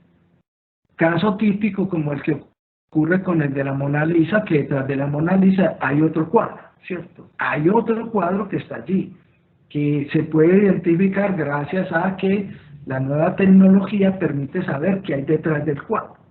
Eso mismo pasa con el Turnitin. El Turnitin, una vez usted pega el cuadro, él sabe exactamente cuál fue el cuadro que pegó. Y usted encima le puede pegar otros 30 cuadros distintos y él va a seguir leyendo que el primer cuadro que usted puso es el que él está viendo. Él no está viendo los otros cuadros que usted le montó encima, sino los cuadros, sino el primer cuadro que puso usted abajo. Entonces, ¿de qué se trata? Se trata de que entiendan que cuando usted escribe algo, aquí lo coloqué ya en palabras, en texto, por ejemplo, la Corte Constitucional ha desarrollado no sé qué. Como pueden ustedes ver aquí, allí está el texto completo de todo lo que se escribió, ¿cierto? Y cuando digo todo lo que se escribió, eso es lo que dice la Corte Constitucional y tal cual como lo dijo la Corte Constitucional. Bueno, entonces la Corte Constitucional está bien citada y abajo ustedes pueden ver que efectivamente también está bien citada. Hasta ahí no hay ningún problema y efectivamente usted lo puede traer a su texto, lo único que le quedará faltando es colocarlo, digamos, más cortico e incluso disminuirle el tipo de letra para que efectivamente pues sea entendible que es una cifra, ¿cierto? Muy bien, hasta ahí estamos muy bien, ¿cierto? Ahora bien, ¿qué le está diciendo el Turnitin? Que él ya vio esto y que efectivamente está bien citado, entonces no le va a poner problema, no le va a decir, no, es que ahí usted tiene un índice de similitud. Ojo, ¿qué va a decir? Que esto tiene un índice de similitud que posiblemente no supere el 1%, porque usted efectivamente dijo de dónde lo sacó y lo citó claramente, ¿cierto? O sea, hasta ahí aparentemente no tenés problema. ¿Qué hace la mayoría? Trae esto y pone esto y empieza a ponerle pedacitos. Pone este pedacito, y entonces que ¿por qué le puso este pedacito? Entonces ya es de él. Ah, esto es mío, ¿cierto? Pero ¿qué es lo que termina leyendo el Turnitin? Lo que yo les dije ahora, sigue leyendo el primer texto. Este primer texto, él sigue creyendo que está ahí. Y usted le pudo haber puesto cosas encima, porque eso es lo que él entiende, que el primer cuadro está ahí, pero que usted le puso cosas encima de ese cuadro. Entonces ese cuadro sigue ahí. Y entonces, ¿qué? Usted le puede poner más y más cositas, y más cositas, e incluso cubrirlo completamente. Pero realmente el Turnitin sigue leyendo que detrás de eso usted pegó, ¿cierto? Que usted pegó una cosa ahí, y que esa cosa la trajo de él, de tal o cual parte, ¿cierto? Y entonces es muy claro, ¿cierto? Incluso muchos lo que hacen es que traen este texto de la Corte Constitucional y viene bien citado, ojo, viene bien citado, pero fueron y lo trajeron de una página de internet cualquiera. ¿Y qué va a leer el Turnitin? Que usted lo trajo de una página de internet, no que es de la Corte Constitucional, sino que usted fue y lo cortó de una página de internet y lo puso ahí. Eso es lo que lee el Turnitin. Es decir, el Turnitin, su principal función es entender de dónde trae usted las cosas y de dónde las corta y de dónde las pega. Que usted después las modifique después de que las tiene en el texto, no hace que el cuadro desaparezca o que lo que usted trajo de otro lugar desaparezca. Por eso, ¿qué hay que enseñarles a los estudiantes? A los estudiantes hay que enseñarles un asunto que es muy importante, y es parafrasear. ¿Y qué es parafrasear? Es primero leer esto y entenderlo en mis propias palabras. Y segundo, escribirlo en mis propias palabras. En mis propias palabras.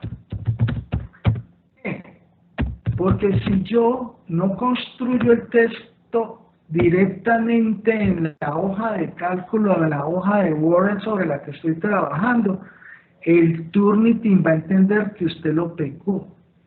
Por más que usted siga insistiendo, esto por la pereza que a uno le da de ir a traer, de volver a escribir todo esto que está aquí.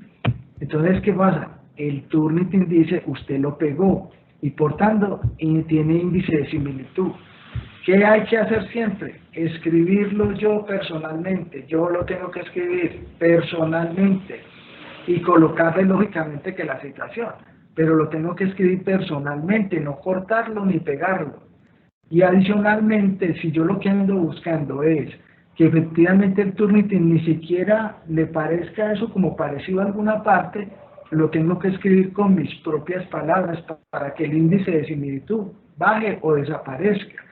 Esa es la gran diferencia de escribir y efectivamente que aparezca con un índice de similitud alto o que aparezca con un índice de similitud bajo. Que usted haya escrito personalmente los textos, que usted haya parafraseado.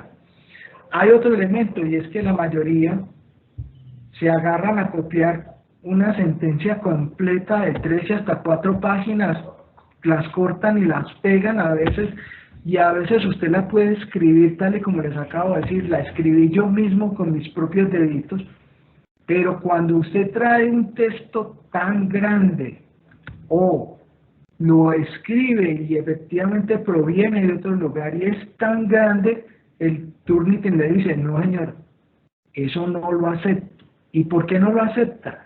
Porque la finalidad del Turnitin es en el fondo de carácter constructivista pedagógico, es decir, escribirlo en tus propias palabras.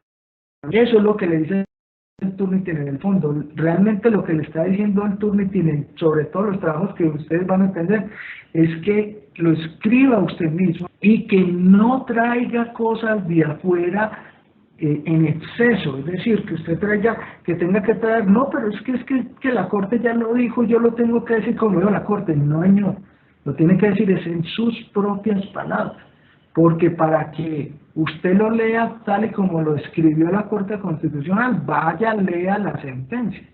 Para eso no necesitamos el trabajo suyo. El trabajo suyo, si no es capaz de defenderse sin traer las sentencias o sin traer las normas para pegarlas allí, no es un trabajo que vaya a tener mucho valor, y adicionalmente es un trabajo que siempre se va a quedar en el Turnitin. ¿Por qué? Porque lo que andamos buscando, o lo que anda buscando el Turnitin, y lo que también en el fondo termina haciendo el Centro de Investigaciones, es que el estudiante sea capaz de escribir con sus propias palabras, que sea capaz de construir conocimiento y que sea capaz de parafrasear, que sea capaz de comprender y entender eso que está afuera y lo traiga en sus propias palabras.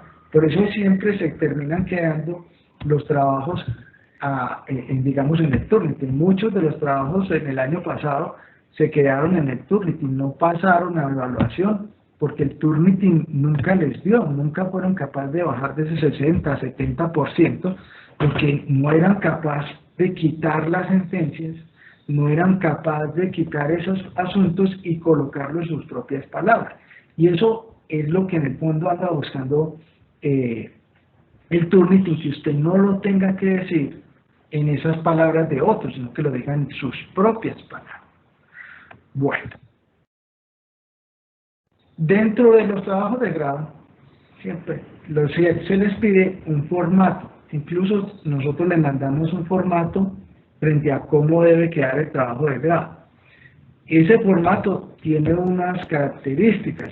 De entrada tiene un logo de la universidad y cómo se debe decir o escribir el título y esas cosas.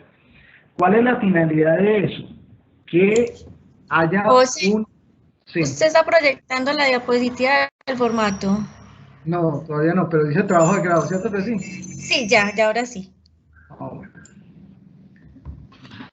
Ese formato tiene una finalidad y es que efectivamente todos se vean iguales al momento en que se abran o sean visuales en el repositorio institucional que tiene la facultad o que tiene la biblioteca. Es decir, si ustedes van al repositorio de la universidad, van a ver que todos o la mayoría de los trabajos de entrada tienen ese mismo loguito que tiene esa razón de ser, de que sea identificable y sea visible la universidad, ¿cierto? Entonces, esa es la primera razón por la que están allí. Y la segunda, porque los lectores o los robots que se encargan de revisar la literatura o revisar los trabajos, bien sean los repositorios o bien sean las revistas o bien sea en aquellos lugares donde se guardan los libros o demás, es que buscan primero el título, segundo el autor y tercero la institución. Entonces por eso tiene ese orden que tiene allí y por eso siempre se busca que todos tengan esa forma de entender los asuntos. Y para que los robots lo puedan leer de manera ágil y fácil y puedan ubicar los trabajos que se hacen en la universidad. Bueno, dentro de lo que se les pide al finalizar ese trabajo de grado es que haya una extensión máxima de 50 páginas. Ese no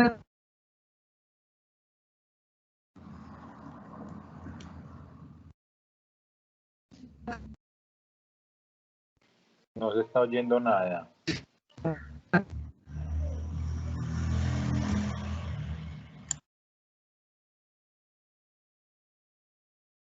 Tiene una citación. APA es solamente desde el punto de vista de la citación, no desde el punto de vista de la formalidad o las formas de la APA. Es decir, el formato APA como formato de construcción de los trabajos de grado no es el que utiliza la universidad. Solo utilizamos es la citación en APA, no el formato. Y por tanto, el Centro de Investigaciones les dice que tienen que hacer un trabajo de grado que sea en Times New Roman 12, que adicionalmente sea a espacio sencillo, ¿cierto?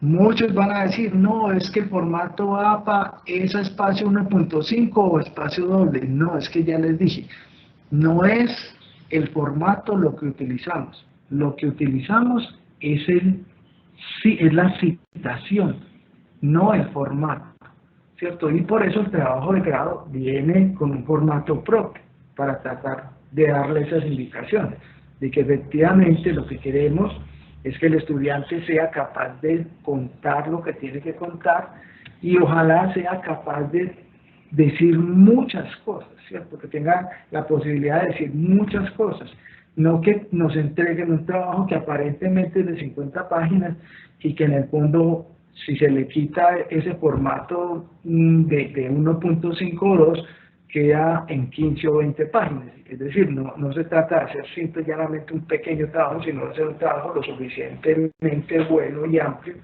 para describir esos objetivos que se propuso el estudiante, ¿cierto? Entonces, esa es un elemento muy bueno que tengan claro allí para que siempre lo tengan o se los hagan claro a los estudiantes al momento de hacer su trabajo.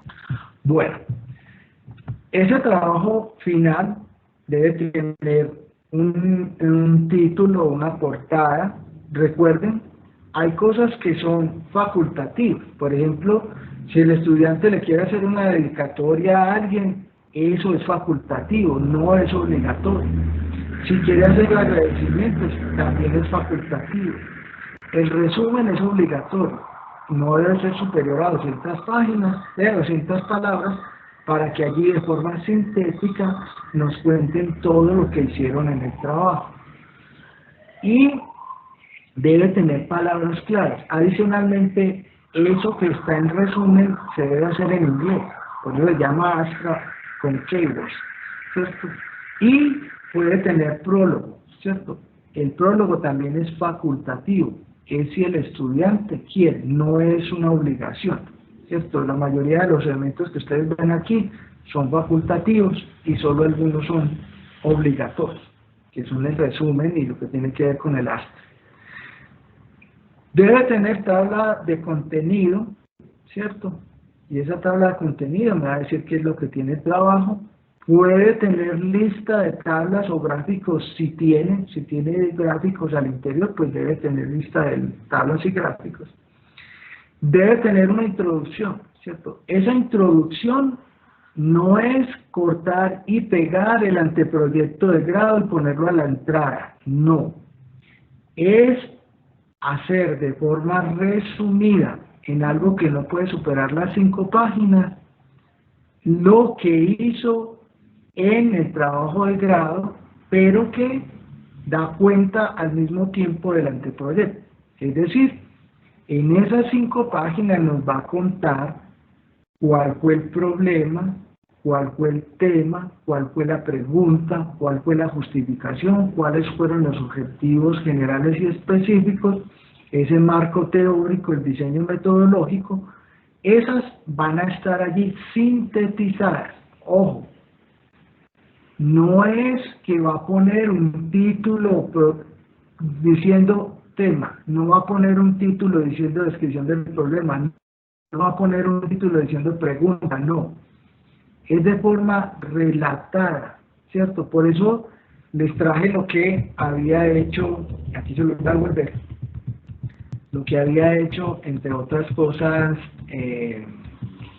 Ferrajoli, ¿cierto? Cuando les mostré la construcción de su texto, que si ustedes vuelven a ver, él de forma clara dice qué es lo que hizo, ¿cierto? Y en el fondo eso es un anteproyecto, esa introducción es un anteproyecto en la cual cuenta exactamente cómo es su metodología, cómo va a trabajar los textos al interior, cuáles son el objetivo que se va a plantear o los objetivos que se va a plantear, ¿cierto? Y si ustedes ven, él lo hace de forma relatada. Entonces dice, este libro contiene una teoría del derecho construida con el método axiomático, además de la introducción metateórica, se compone de 4 partes, la primera está dedicada al asunto tal, ¿cierto?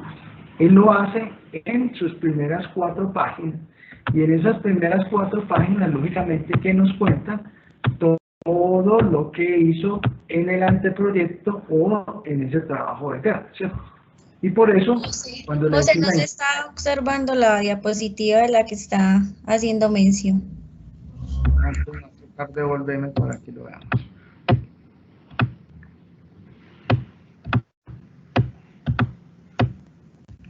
Bueno, vamos a ver si se ve. ¿Sí? ¿Ahí sí o no? ¿Tampoco ve? Sí, sí. Está viendo un texto. ¿Está viendo un texto, José? Ese texto es el que quiero que vean. Es la que Ferrajoli, como les estaba contando, cuenta claramente lo que le estoy diciendo. Entonces dice, este libro contiene una teoría del derecho construida con el método axiomático. Además de la introducción metateórica, se compone de 4 partes. La primera está dedicada a la deóntica, ¿cierto? Es verdad que él va contando en toda su introducción, que él denominó prefacio, qué es lo que él intentó hacer, cómo fue su metodología de investigación, cuál fue el problema que se presentó, cuáles fueron los objetivos que tenía. Eso es lo que él hace. Y eso es lo que él hace en 4 páginas. Y que conste que este libro tiene más de 800 páginas.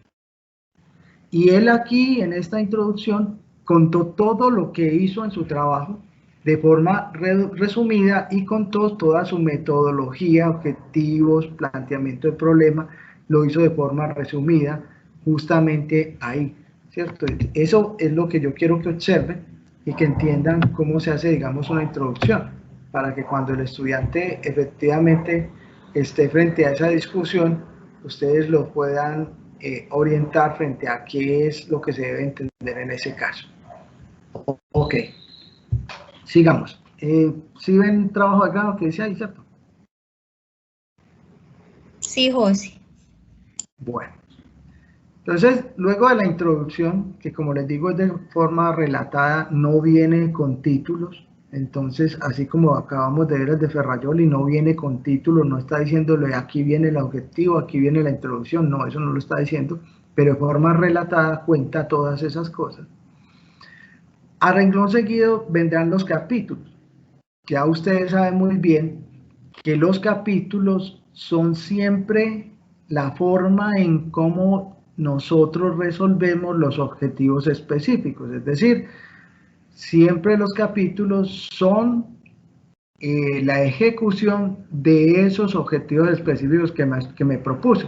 Por eso uno siempre los objetivos específicos no se debe proponer más de 2 o 3 objetivos específicos para de esa manera construir unos capítulos que efectivamente le permitan dar cuenta de ese problema y de ese objeto general que usted se propuso resolver, ¿cierto?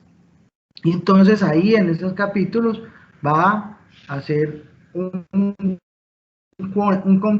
recuento, una explicación, una ejecución de esos objetivos específicos. Luego de que hace esa tarea, procede a las conclusiones.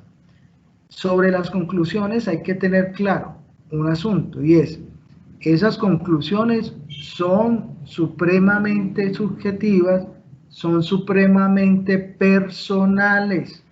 Y cuando digo eso, no puede ni tiene por qué existir en las conclusiones citaciones o bibliografía. ¿Por qué? Porque se supone que quien está hablando en esas conclusiones es el estudiante que relata qué fue lo que hizo en el trabajo de grado, cuál fue exactamente las conclusiones a las que él llegó. Él llegó, leyó, construyó toda esa serie de capítulos y dijo, claro, yo acabo de descubrir que es que el mundo es así, el mundo es cuadrado y es cuadrado por esto, por esto y por esto y por aquello.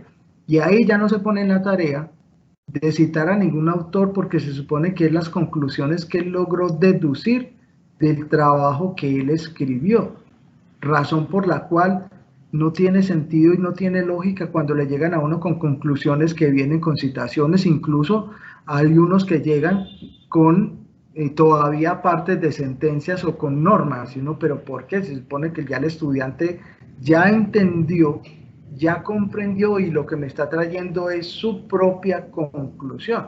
Entonces, de eso no se trata de que él construya unas conclusiones propias, muy propias frente a lo que él entendió.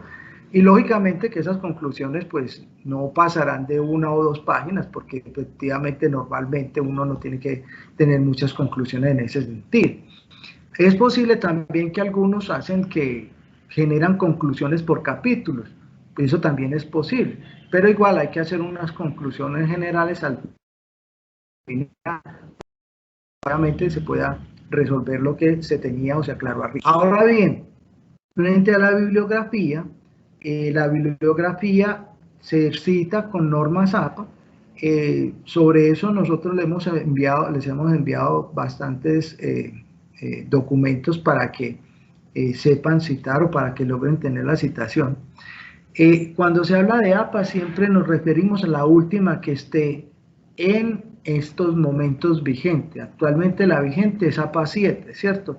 Nosotros cuando construimos el reglamento todavía estábamos en APA 6. Se entiende que es la última que está vigente y por eso los documentos que le hemos enviado, que se les han enviado, están con normas APA 7. Claro que en el fondo entre 6 y 7 no es que hayan hecho grandes diferencias o grandes cambios, pero es mejor que siempre se sitúen frente al APA 7 para que estemos, digamos, más cercanos a las actuales realidades, porque finalmente si nos vamos a pegar a las normas APA, pues también tenemos que entender que son las normas APA de la última vigencia en las cuales nos encontremos.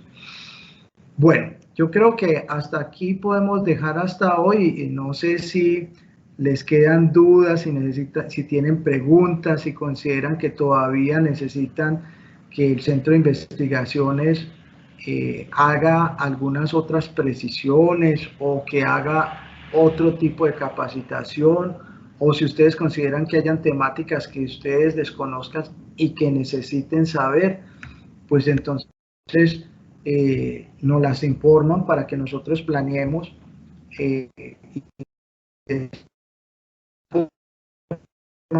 construyamos algún tipo de acción presto a resolverlas si en mis posibilidades está.